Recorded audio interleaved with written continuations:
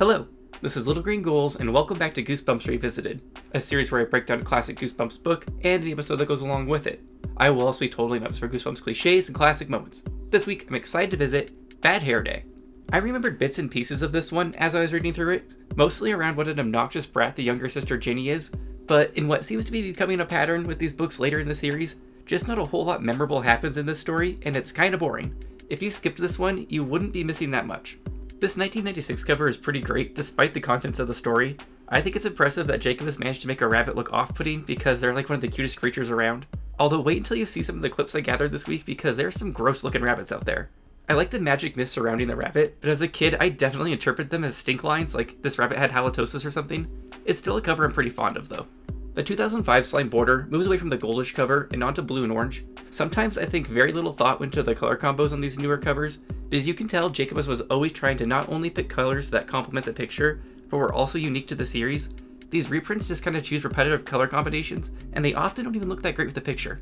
There was no later 2000s cover, but we did have a fair amount of merchandise this week, including a trading card book tear out. I like that we also got a Bad Hair Day diary, another one of these Goosebumps hologram necklaces with a bad bunny on it, and a pocket scream machine, which hopefully does not contain actual rabbit screams. I also saw this Bad Hair Day comb, so Scholastic went really after every branding opportunity they could possibly conceive of, and I kinda admire the shamelessness of it all. Our front take says, he's no Easter bunny. And while hunting for clips this week, I learned there's a lot of schlock out there on Easter bunnies. The back take says, pick a scare, any scare. And I like this one because it reinforces this is gonna be about a magic show, since it references a pick a card, any card. But let's read the blurb on the back. Trick cards, floating scarves, disappearing doves. Tim Swanson loves magic tricks. Someday he wants to be a real magician, just like his all-time favorite hero, Amazo. But then Tim goes to Amazo's show and finds out his idol is a total grump.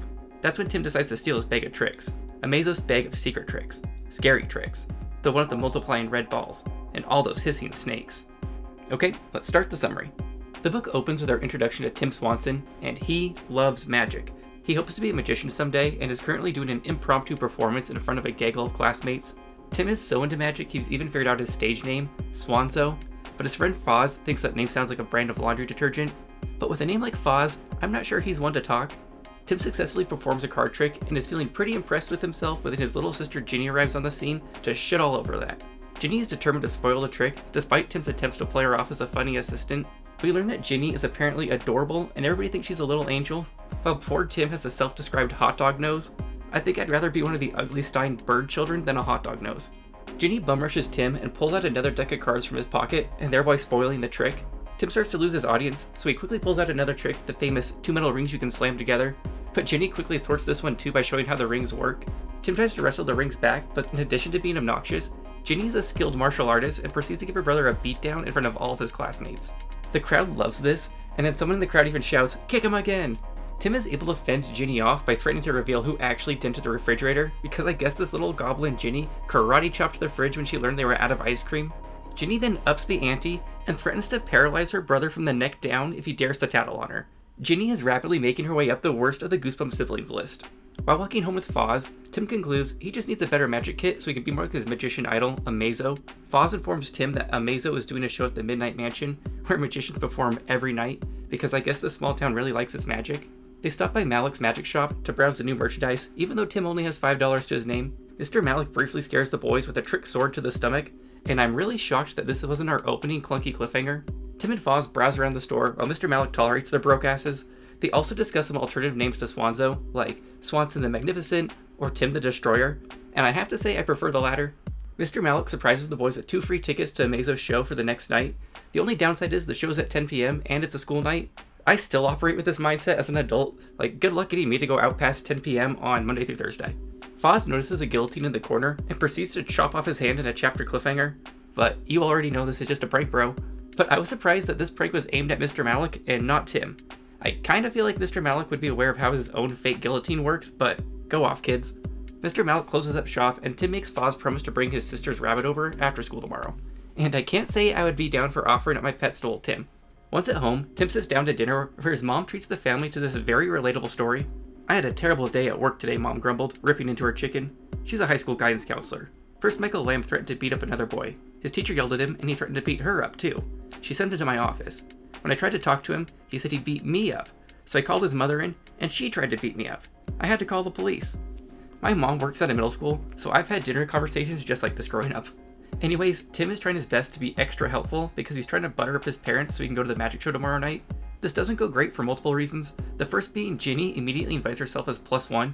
The mom is not down for sending her kids to a nightclub, and as established earlier, it's a school night, so Tim storms off pissed. He blows off some steam in the garage as he builds a magic rabbit table, only to have Ginny return and threaten to karate chop it in half, although he's able to scare her off with threats of turning her into a rabbit. We jump to the next day and it's rabbit trick time. Tim has a small audience of 6 to 7 kids in his backyard, all eagerly waiting to see this rabbit magic trick. But Foz hasn't arrived with the rabbit, so the crowd is getting restless and starts to murmur about a karate showdown between him and Ginny. Foz finally arrives and Tim stuffs the rabbit into the secret compartment under the table. He's also updated his name to the Great Timothini. He starts to trick despite constant heckling from Ginny. When he goes to reveal the rabbit from under the top hat, he's horrified to discover that it's gone from both under the hat and the secret compartment. Tim then spots the rabbit hopping across the yard because it turns out the compartment door was mysteriously left open. This then results in literally 3 pages of a rabbit chase, climaxing with Ginny saving the rabbit with some of her karate moves. Tim heads inside defeated, but not before threatening to turn Ginny into a rabbit again, so something is definitely going to happen with this, I'm sure. We jump to later that night after everybody's gone to bed early, and Tim is sneaking out of the house so he can catch the show. Sneaking out is a multi-page process because the stairs are creaky, and I think we're supposed to find this suspenseful. Just as Tim is about out the door, he's of course confronted by Ginny, who demands to tag along. He gives in, and then we spend some time traveling to the Midnight Mansion, which involves a brief cop scare as the kids think they've been spotted and will return to their parents, but nothing comes of this. When they reach the Midnight Mansion, we learn it was owned by a crazy cat lady until she died, and then it was converted into a nightclub, like all good mansions are. They also notice that the clientele are a little ominous but proceed anyways. They're also briefly stopped by a doorman who won't let them in without their parents. Tim is able to bypass this by saying, no worries, they're just parking the car while the kids get a table. So, this is some A+ security. I kinda love that these 2 children have snuck out and they're currently just chilling in a nightclub. But anyways, Amazo takes the stage and things get awkward for Tim. Amazo looks like what I picture in my head when I think of a magician, with a black top hat and a black cape with like red satin lining. He ends up leaning right into Tim's face and then menacingly repeating, disappear, disappear, at him. This ends up just being a miscommunication, and Amazo just wants to use Tim as part of the show, and will be making him disappear at some point, which Tim is pumped for. The act starts, and Amazo proceeds to release a flock of birds from his hat, chews a mouthful of needles until they magically end up on a string, summons an alarm clock, interacts with a mysteriously calm bunny, and finally we get to Tim's big moment. Tim ends the chapter with, I hope nothing goes wrong. And this is the 4th chapter to end in a statement or a question that's supposed to be suspenseful. Like earlier he said, am I really gonna sneak out? And I can't help but think that this is an odd change of pace in chapter cliffhangers.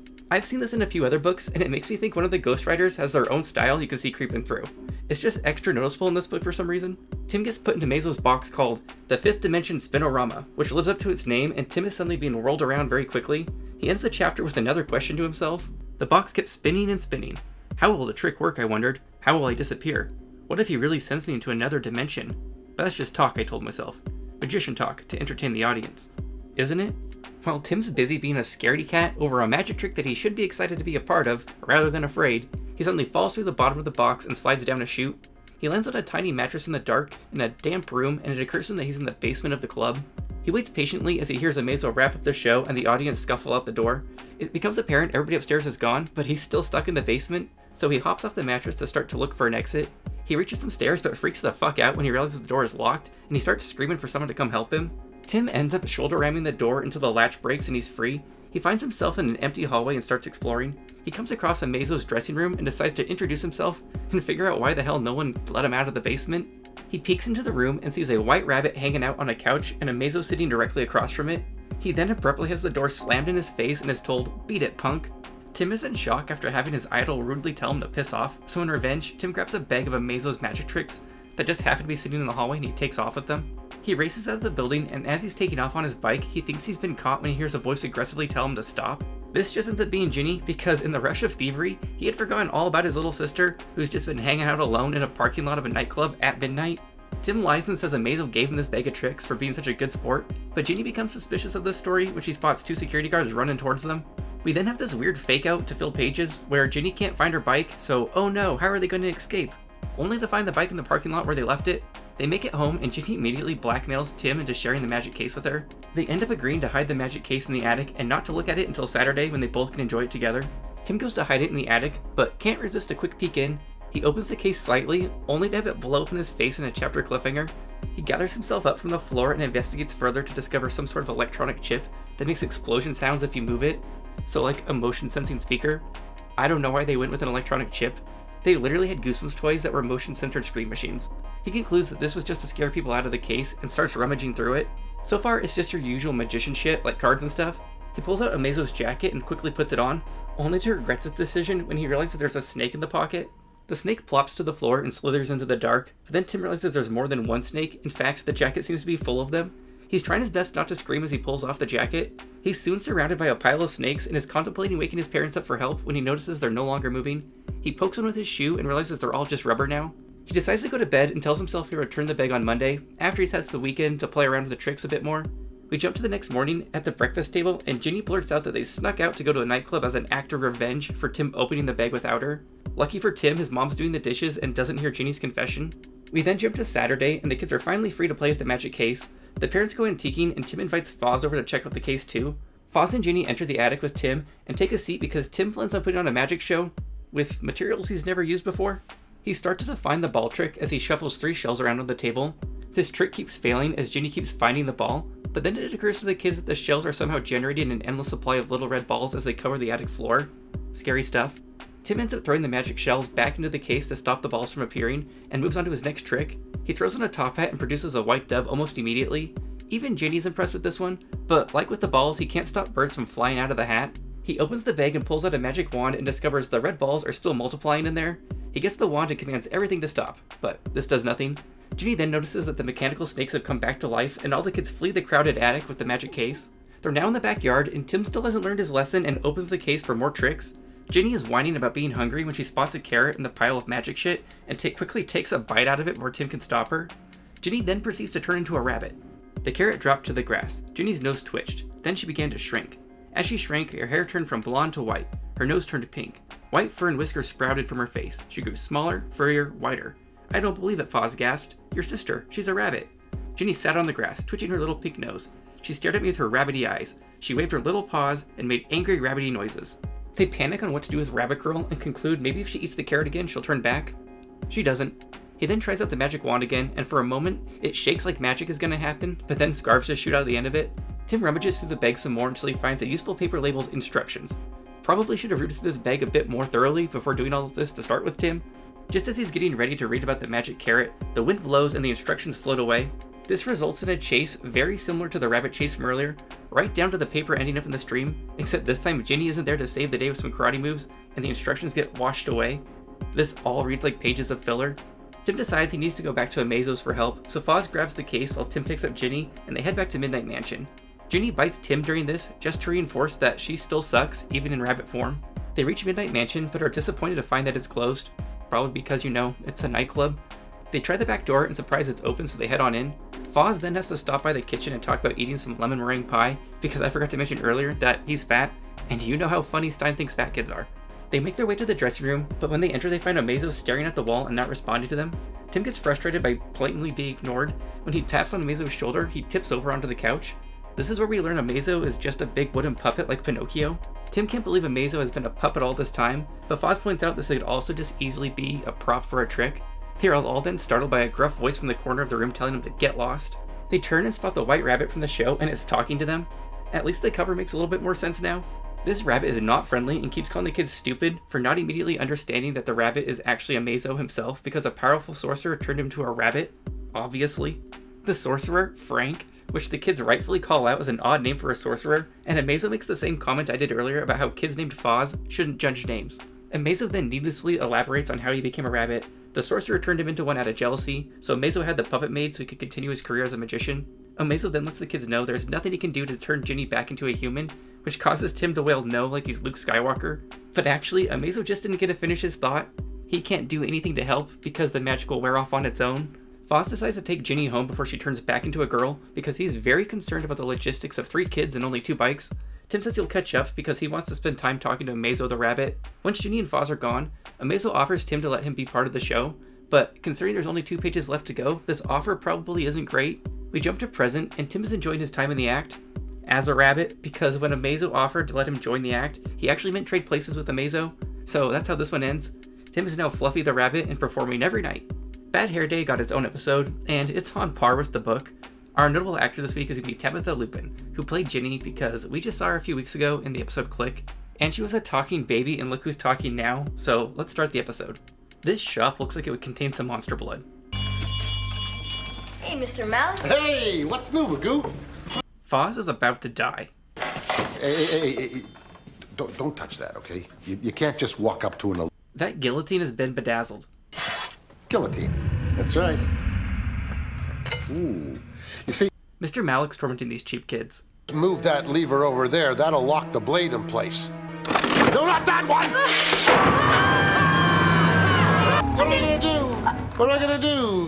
What am I gonna do? Ginny finally arrives on the scene 5 minutes into the episode. Where are you going? She's consistent with the book so far. Whatever. Mom! Tim is easily impressed. So great. So now we just spend a few minutes watching magic tricks.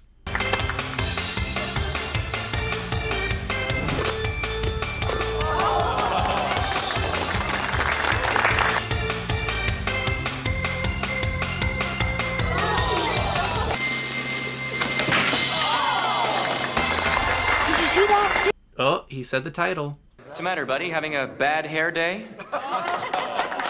We got some prop comedy attempts going on here. But wait, maybe this will do the trick. Bye, Tim. Here we go. One. When I open the... Tim just starts trashing the place.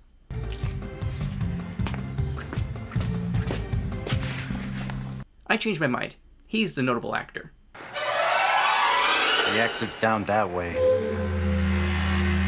Tim's never heard the truth before. Out of here, you little brat.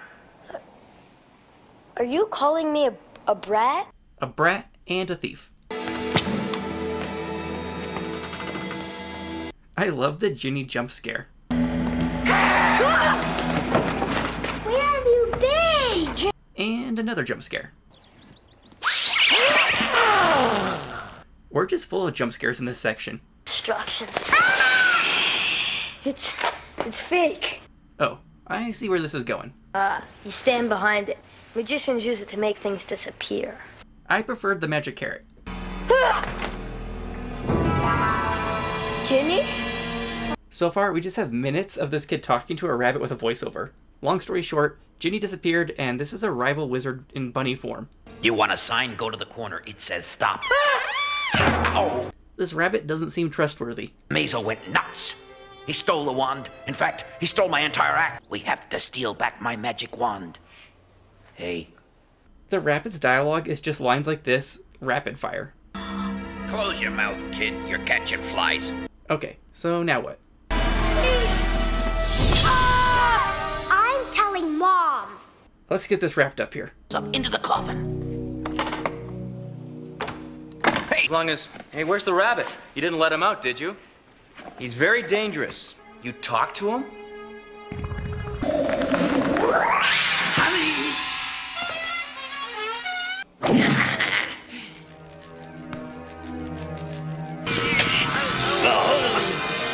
Amazo El Rabito. This is on par with the book in thinking that it's funnier than it actually is. Now, ladies and gentlemen, I need a volunteer from the audience. I'll get us out of this. What? And quit show business? Overall, I thought Bad Hair Day was kind of a boring book. As I read it, it just started to feel tedious to get through. Tim's not particularly engaging, and Ginny's just straight up annoying. The book just had this vibe of thinking it was funnier than it is, and it was hard to not start skimming the paragraphs. I somewhat enjoyed Amazo actually being the rabbit from earlier, and I liked the scene with the jacket full of snakes, but I just don't have much to say about this one. I'm gonna give it 2 out of 5 top hats, and that kind of feels generous considering being boring is one of the greatest offenses in these books. Okay, on to our totals. Bad Hair Day didn't have any vomit, shoulder scares, it was only a dreams, or any 90s moments, but it did have a prank bro. In It's a Prank Bro, I counted 2 pranks, and these were kind of towards the start of the book with the sword in the stomach prank and the guillotining of the hand. This brings our series total to 105 It's a Prank Bros.